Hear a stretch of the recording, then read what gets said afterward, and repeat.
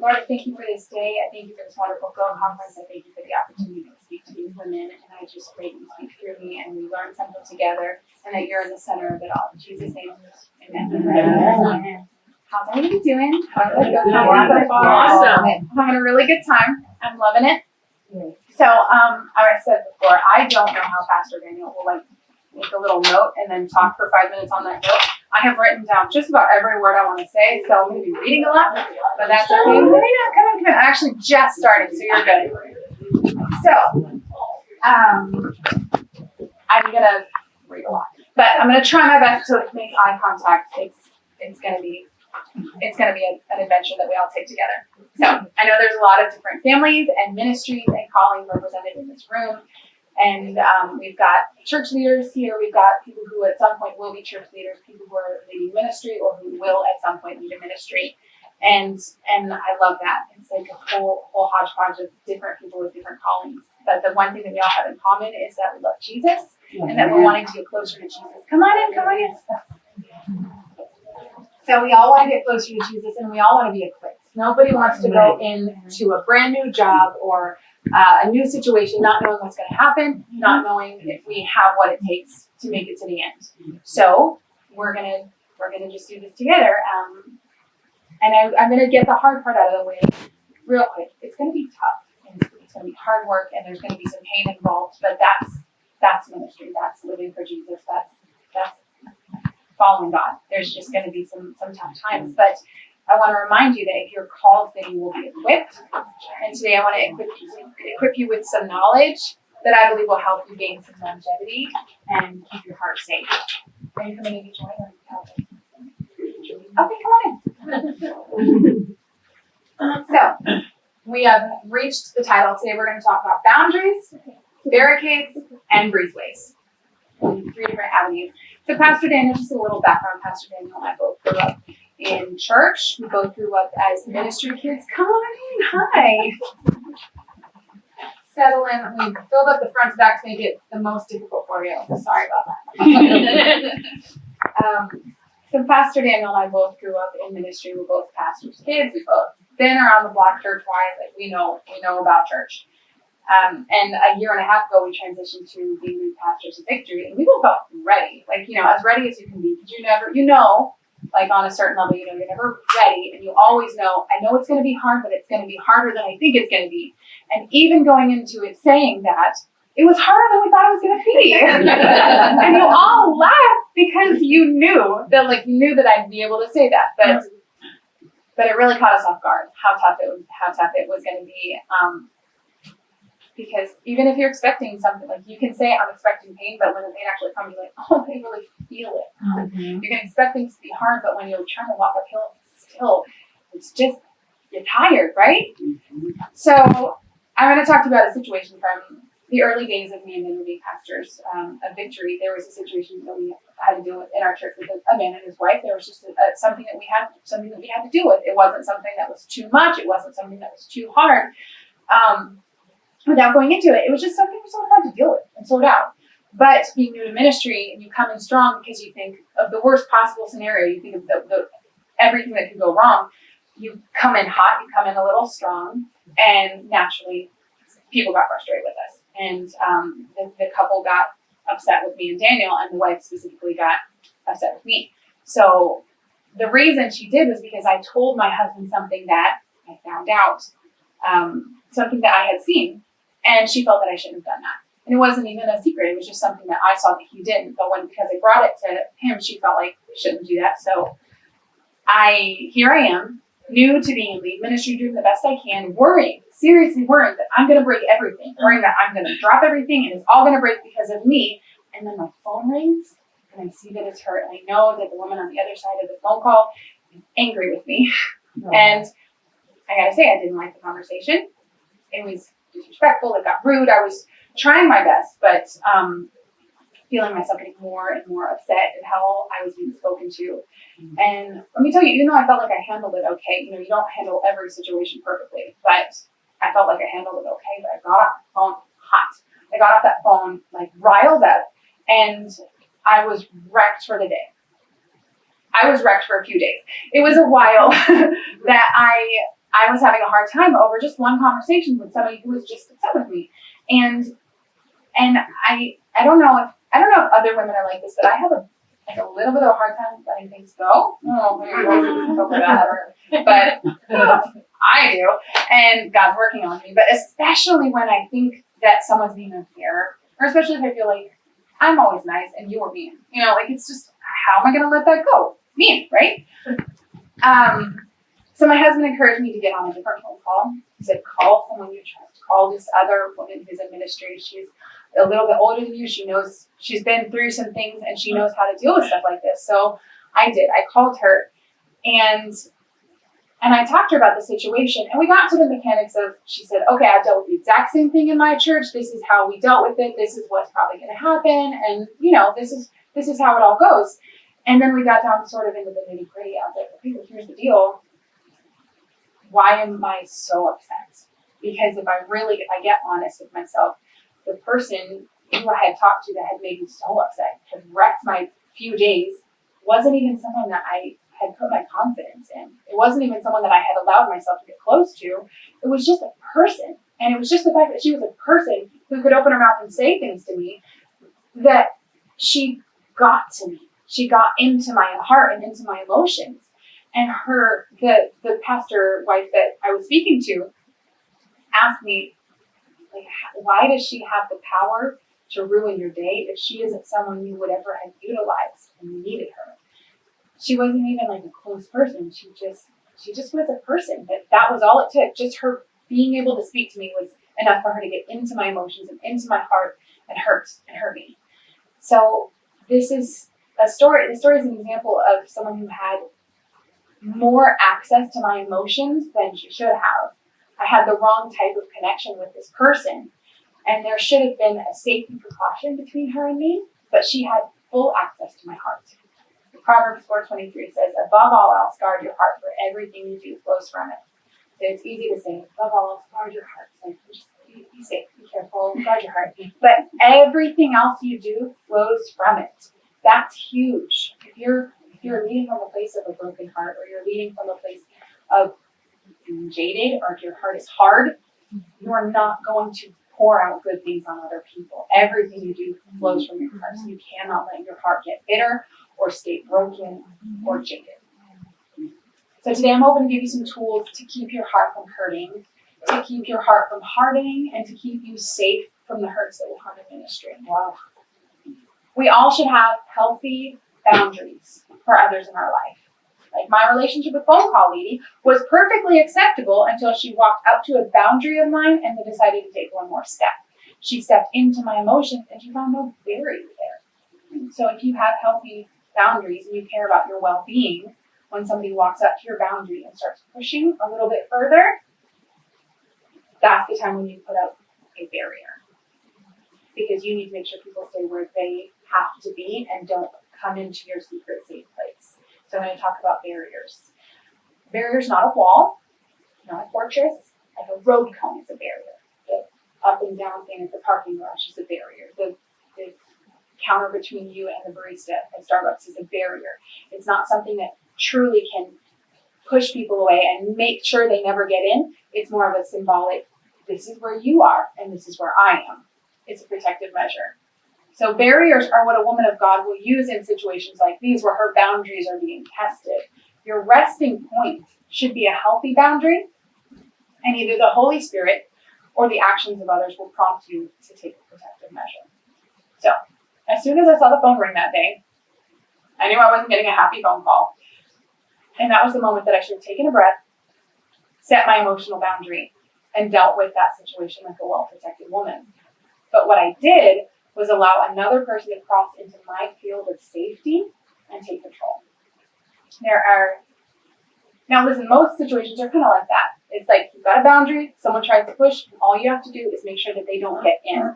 There are some rare situations where a small barrier on your boundary is not enough.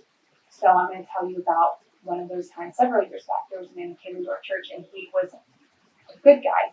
We loved him, we accepted him, and he grew in authority in the church, and he was just well loved by everybody. We liked to hear him talk, we liked to hang out with him, we liked to go to his house and chill. And it was great person to be around, but there was an entitlement, a feeling of this is mine that he had that wasn't dealt with, and we saw that if you have a person who feels like they have earned and feels like they have ownership over where they are, if they see another person that might look like a threat, they will act a certain way. They will act like they shouldn't act. So that's what happened. He was in a place where he felt like he was in charge, and then another person sort of was growing with God and getting closer to a leadership place.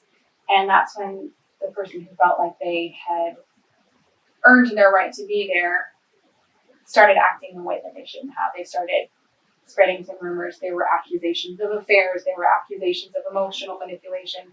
There were lies. There were misrepresentations. I had a conversation with this person and took my words and changed them and brought them to people, brought them to my friends. And there are people walking around Lehigh who believe things that I said that I didn't say.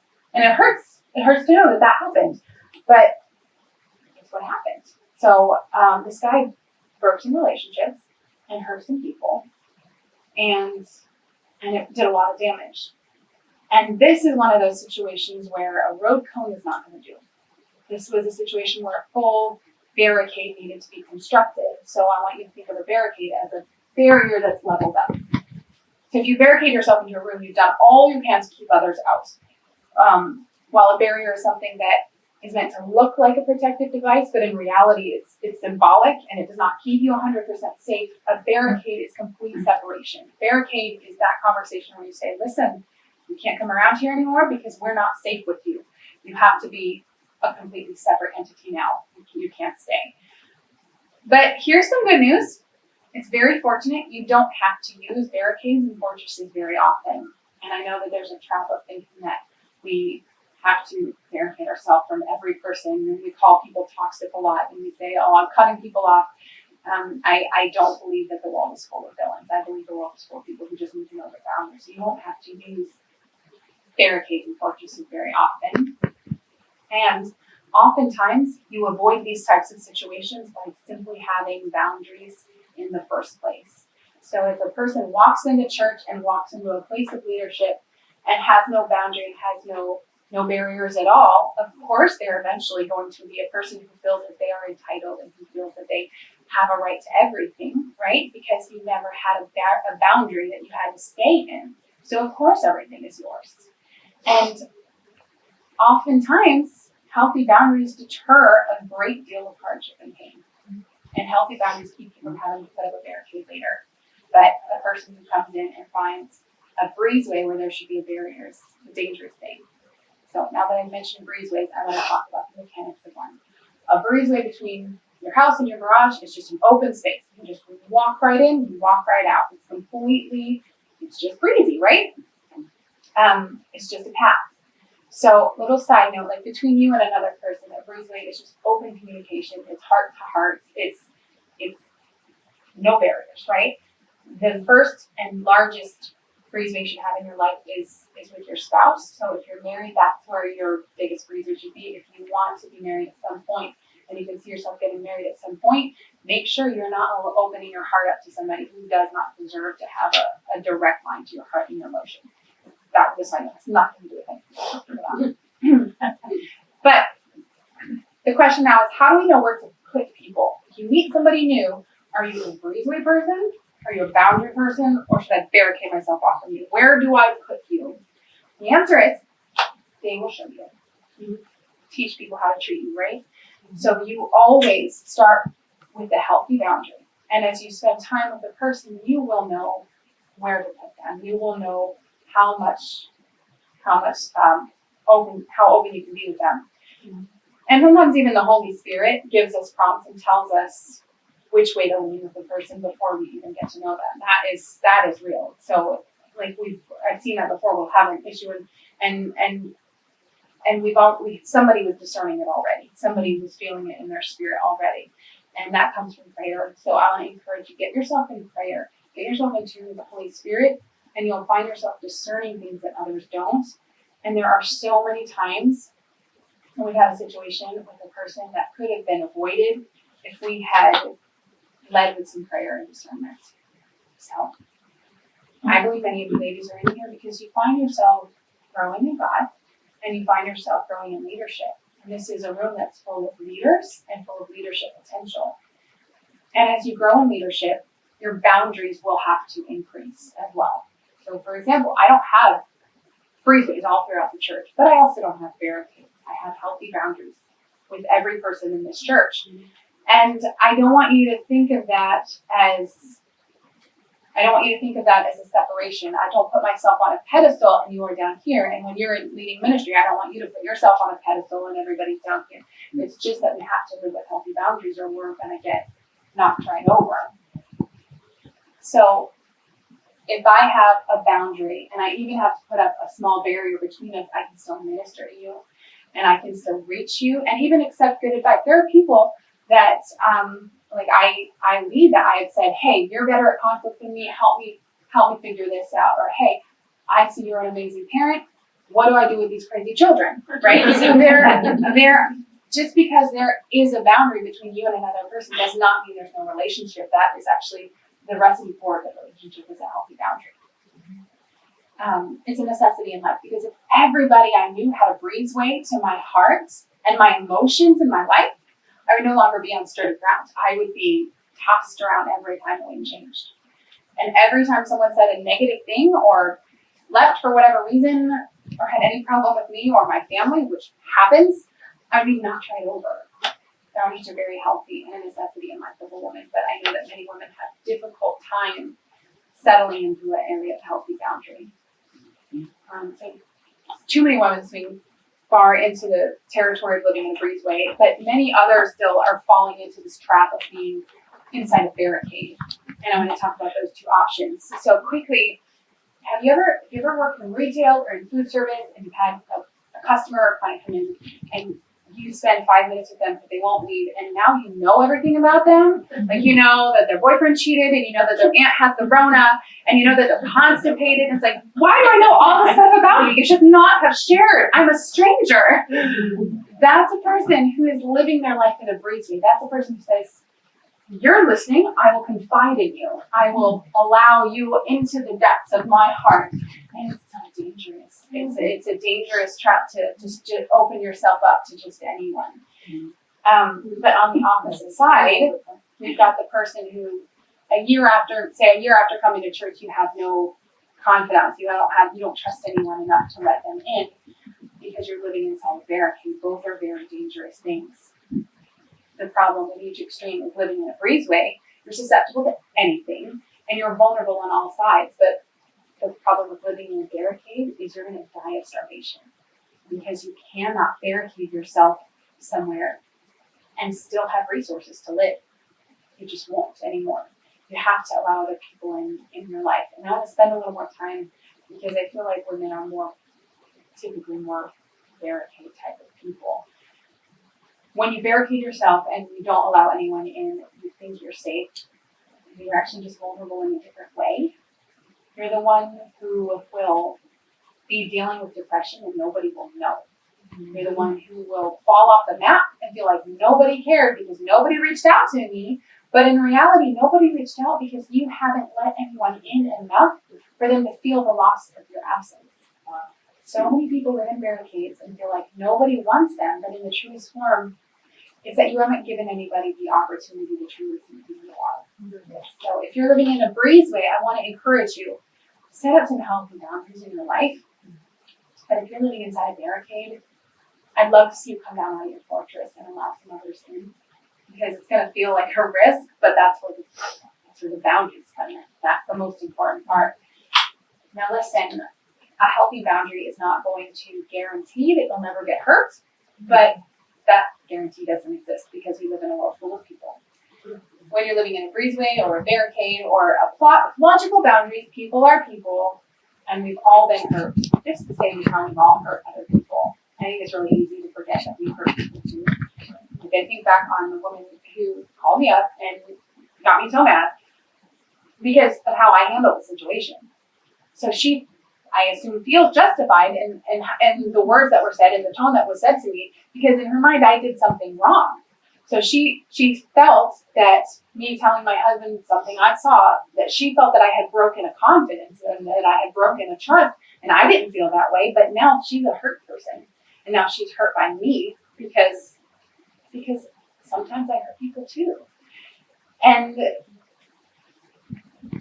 you have to remember that you're not above being a person who hurt somebody, and nobody is.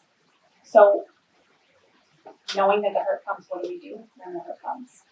1 Peter 5:7 says, give all your worries and cares to God, for he cares about you. Simple. It's one sentence. It's a mantra. Give them to God. He cares enough, and you're worth giving your cares to him. So you can set up like all the boundaries in the world. You can open breezeways to exactly the right people.